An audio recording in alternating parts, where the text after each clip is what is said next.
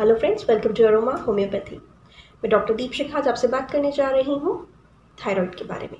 Thyroid एक बहुत ही आम समस्या है जो महिलाओं में तो बहुत ही ज़्यादा कॉमन होती है। सबसे पहले हम ये जान लें थायराइड होती कहाँ पे है। ये एक बटरफ्लाई शेप की ग्लैंड होती है, ग्रंथि होती है जो हमारी गर्दन में पाई जाती है। गर्दन में भी हमारे ट्रेकिया यानी कि हमारे श्वास नली के सामने। पुरुषों में ये एडम एप्पल के ठीक नीचे, एडम एप्पल आपको पुरुषों के गले में सामने की तरफ उभरा हुआ दिख जाता है, ये वहीं पाई जाती है। इसका बेसिक काम होता है 3 हार्मोन्स को सिक्रीट करना, T3, T4 और TSH। T3, T4, TSH का सिक्रीशन जब ये करती है तो ये हमारी बॉडी के मेटाबॉलिज्म को, उपापचय को मेंटेन करती है। हमने जो भी खाया पिया है उसको तोड़ना, उसको पचाना, उन सब पे ये बहुत अच्छे से काम करती है। मेटाबॉलिज्म जब होता है तो उससे न्यूट्रिएंट्स टूटते हैं और बनते हैं और उसमें से जो इम्पॉर्टेंट चीज़ें होती हैं वो निकल के बॉडी में अब्सॉर्ब हो जाती हैं। मेटाबॉलिज्म अगर प्रॉपर नहीं होता है तो हमारे शरीर में बहुत सारी समस्याएं आ सकती हैं। थायराइड को बेसिकली पिट्यूटरी मैनेज करती है। पिट्यूटरी इसकी मास्टर होती है, तो इसका प्रोडक्शन बढ़ाना है या घटाना है ये डिसाइड करती है पिट्यूटरी। इसका प्रोडक्शन बढ़ना या घटना कई बीमारियों को जन्म दे सकता है। अगर इसमें इन्लार्जमेंट थोड़ा बहुत हुआ है तो ये गॉइटर कहलाता है, जो कि बिना ट्रीटमेंट के भी ठीक हो सकता है। लेकिन अगर इसके हार्मोन्स के स्त्राव में कमी या ज़्यादापन होता है तो इससे बीमारियां जनरेट होती हैं, जिन्हें हम हाइपोथायरॉयडिज्म और हाइपरथायरॉयडिज्म कहते हैं। TSH इसका हार्मोन अगर ज़्यादा निकल रहा है, यानी कि थायराइड स्टिमुलेटिंग हार्मोन की अगर क्वांटिटी ज़्यादा है, वो अपनी नॉर्मल रेंज से ज़्यादा आ रहा है, तो ये दर्शाता है हाइपोथायरॉयडिज्म, यानी कि हमारे शरीर में इस हार्मोन, बाकी हार्मोन्स की कमी हो रही है, TSH बढ़ गया है, तो ऐसे में मेटाबॉलिज्म जो होता है वो कम हो जाता है और हाइपोथायरॉयडिज्म के पेशेंट मोटापे के शिकार हो जाते हैं। इसके अलावा अगर हम हाइपरथायरॉयडिज्म की बात करें तो हाइपरथायरॉयडिज्म में TSH कम होगा, T3, T4 ज़्यादा होगा और T3, T4 ज़्यादा होने के कारण मेटाबॉलिज्म बढ़ जाएगा। मेटाबॉलिज्म बढ़ने से पेशेंट का वेट गेन नहीं हो पाता है, पेशेंट हमेशा सूखता रहता है, बिल्कुल पतला दुबला होता जाता है। पेशेंट आपके पास आके कंप्लेन करते हैं कि उनके बाल झड़ रहे हैं, उनकी स्किन बहुत ज़्यादा ड्राई हो गई है, या फिर उनको बोलने में भारीपन लग रहा है, उन्हें गले में भारीपन महसूस होता है। तो अगर इन समस्याओं को लेके कोई आपके पास आता है तो आप कंसिडर कर सकते हैं कि इन्हें थायराइड हो सकता है, और साथ में आप उनकी ब्लड टेस्ट कराते हैं तो आपको पूरी पिक्चर क्लियर हो जाती है दैट इट इज़ हाइपोथायरॉयडिज्म और हाइपरथायरॉयडिज्म। हाइपोथायरॉयडिज्म होता क्यों है, इसके कारण क्या है? अगर हमने हाइपरथायरॉयडिज्म का ट्रीटमेंट लंबा लिया है, उसके कारण भी ये हो सकता है, उसके रिस्पॉन्स पे। ऑटो इम्यून डिसऑर्डर के कारण भी ये हो सकता है, जैसे कि हशीमोटो थायरॉइडाइटिस। इसके अलावा कॉन्जेनाइटल अगर बच्चों में कुछ रहा है, यानी कि ऐसी बीमारी बचपन से ही रही है कि थायराइड का कुछ पार्ट उसमें डैमेज है, तब भी ऐसा होता है। या फिर पेशेंट कंसीव कर लेता है, प्रेगनेंसी हो जाती है, तो प्रेगनेंसी में भी एक नॉर्मल फिनोमिना है, नॉर्मली हो जाता है लोगों को थायराइड प्रेगनेंसी के टाइम पे।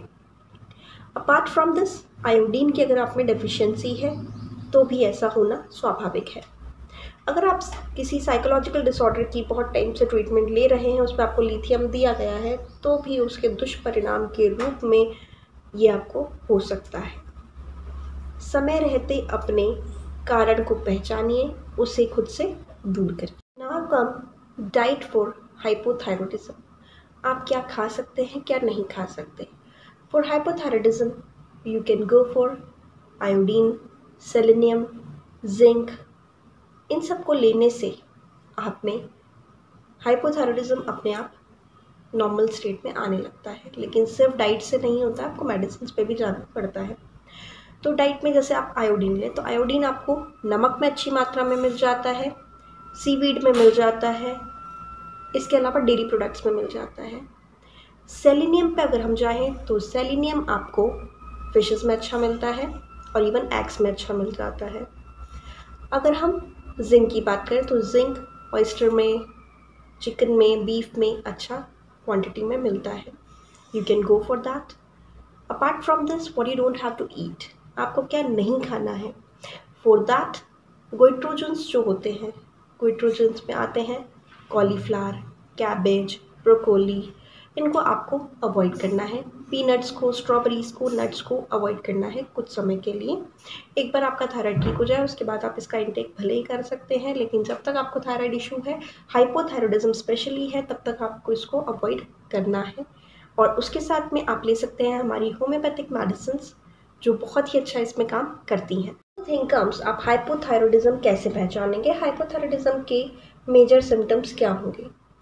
अगर कोई पेशेंट आपसे आके कहे कि आपका वजन अचानक से बढ़ने लगा है, साथ में चेहरे पे पफीनेस है, चेहरे पे सूजापन है, गले में खराश है, बाल पतले होने लगे हैं, झड़ रहे हैं, मेंसेस के टाइम पे ब्लीडिंग ज़्यादा हो रही है, याददाश्त में कमी आने लगी है, या फिर बहुत ज़्यादा स्किन ड्राई हो गई है, या बहुत डिप्रेसिंग स्टेट पेशेंट का आ गया है, बिना किसी कारण के पेशेंट डिप्रेशन में जाने लगा है और कंसीव करने में प्रॉब्लम आ रही है, तो ये सब चीज़ें आपको दर्शाती हैं हाइपोथायरॉयडिज्म।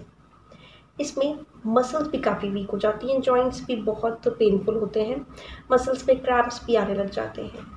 तो इस टोटल पिक्चर से आप समझ सकते हैं कि ये हाइपोथायरॉयडिज्म का पेशेंट है।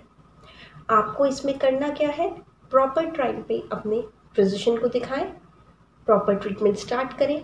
जब आपका ब्लड टेस्ट एक बार होगा तो ये समझ में आ जाएगा कि आपका थायराइड कितना बढ़ा हुआ है, कितना कम है। हम हाइपोथायरॉयडिज्म की बात कर रहे हैं तो उसमें आपके रिपोर्ट्स देख के ही ये क्लियर हो जाएगा कि आपको कितने एक्स्ट्रा हार्मोन्स की ज़रूरत अभी है। तो आप खुद से लेकिन कभी भी इसका ट्रीटमेंट स्टार्ट ना करें, अपने फिजिशियन को दिखाएं, वो जैसा आपको बोलते हैं उस तरह से आप ट्रीटमेंट लेना शुरू करें। और होम्योपैथिक में सब बहुत अच्छा ट्रीटमेंट में, सिम्प्टोमेटिक ट्रीटमेंट हम बहुत अच्छा इसमें देते हैं। होम्योपैथी से थायराइड को डील करने के लिए आप हमसे संपर्क करें, आपकी मेडिसिन आपको घर तक पहुंचाई जाएगी और बहुत अच्छा ट्रीटमेंट आपको इसमें मिलेगा। आप खुद अनुभव करेंगे कि with in few days you recovered from your symptoms. Even अगर आपको हाइपोथायरॉयडिज्म में हार्ट रेट स्लो भी हो रही है तो यकीन मानिए अरोमा से जुड़ने के बाद आपकी हृदय गति भी अच्छी चलने लगेगी।